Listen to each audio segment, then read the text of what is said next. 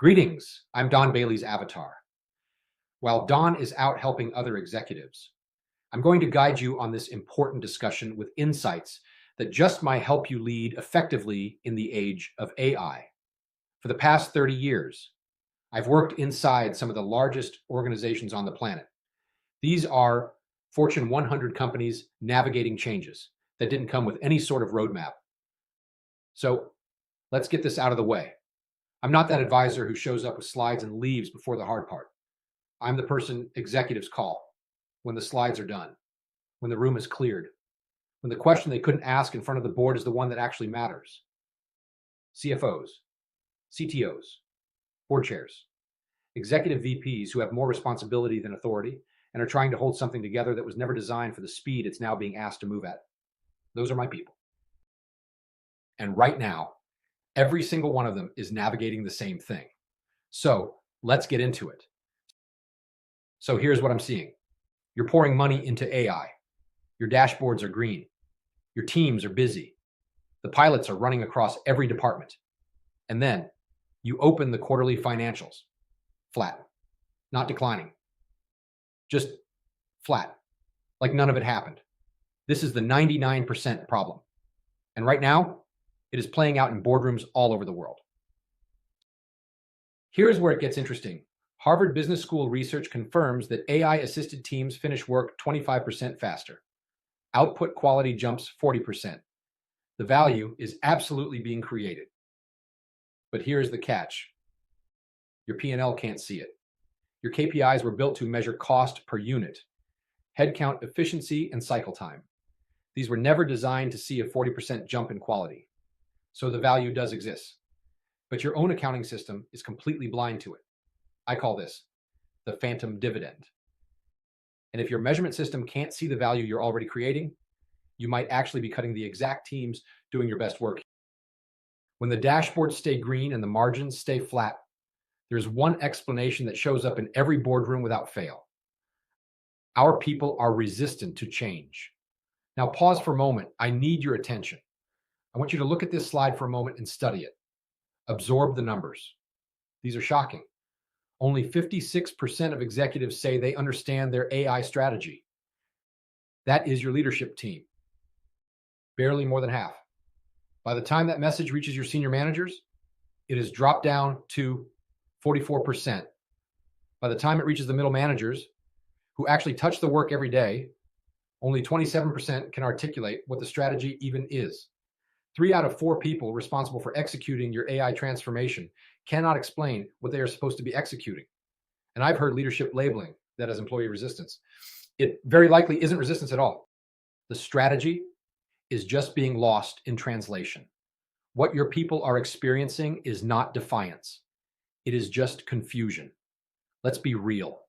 Isn't it rather rational self-preservation when the organization hands a team a powerful tool, gives them no real training, and puts their jobs on the line? This is brutal, but it must be said. Before blaming the team for the gap, ask the executive leadership team this one powerful question. Who owns the communication architecture that created it? So how do the 1% of companies who are successful actually doing it? The leaders who are actually moving the needle have stopped asking how to get their people to adopt faster. No, instead they started asking a completely different, but even more bold and powerful question. How do we redesign the actual work itself? That single pivot rests on this powerful question. And it's what carves the 1% out of the 99. So with that foundation, let's dig in and explore and understand the secret sauce of the 1%. These 1% had 3 moves in common when it's all distilled down. They did it in 3 structural moves, all made before a single workflow ever changes. Their first move was what I call literacy before redesign. You shouldn't ask people to reimagine their work when it's around technology they don't really understand yet. Unfortunately, that is exactly what most organizations are doing, and they are paying the price for it. I've observed it too many times. Organizations deploy the tools and then cross their fingers. And then what happens? Well, yes, you guessed it. They blame resistance to AI technology when it stalls. McKinsey actually found that for every dollar spent on AI technology, $5 should be spent on people. Most companies, and I do mean most companies, have that formula exactly backwards. When organizations deploy like this, I'll often hear things like, we are making our people AI fluent first, or worse, we are just buying expensive toys. So here's an example of firms with actual success. RBC committed $700 million to $1 billion in enterprise value from AI by 2027, not through headcount, through literacy. Here's move two, the 1% are making. They have a ruthless policy designed around how they deal with a pilot project, a real no-nonsense kill criteria a project must pass before any serious capital is ever committed. Most organizations have never killed a single pilot. You heard that right?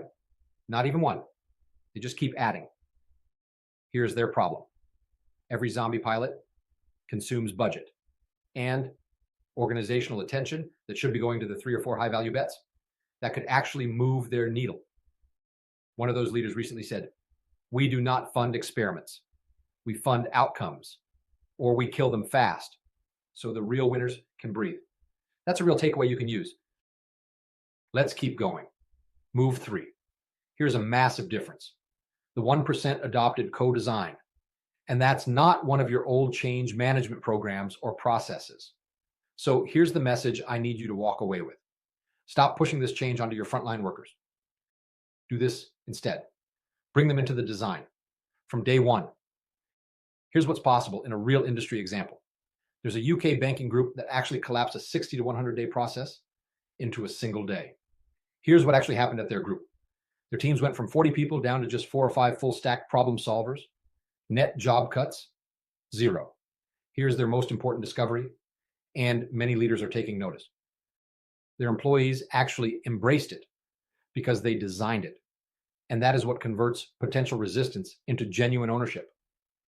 One leader said recently, we do not manage change. We co-design the future with the people who live it, or else we would be paid that resistance tax forever. Now, it's important that you grasp that these results are not theoretical, they're real. Here's one from another name you know well, JP Morgan Chase. $2 billion in AI-related efficiency gains. And Foxconn, $400 million in targeted cost reduction. And there is the Reckitt Company, doubled quality output in marketing. That's right, doubled. So I know what you were thinking. Don, what was net headcount reduction across every one of those documented cases you just introduced? Well, here's the answer, 0. Why? Because they didn't optimize the old machine. They built a new one. So here are 3 questions to take to your next board meeting. 1, are you measuring AI success by green adoption dashboards, or by whether freed capacity is fueling higher value work that actually moves the P&L? 2, when your middle managers cannot articulate the strategy your board just approved, whose failure is that?